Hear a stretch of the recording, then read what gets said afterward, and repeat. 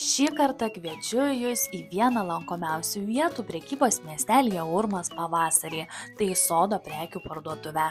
Ir pradėsiu nuo ieškomiausios Jūsų prekės - pagalbos prieš invazinius šliužus. Toliau keliaujame per sėklų lentynas.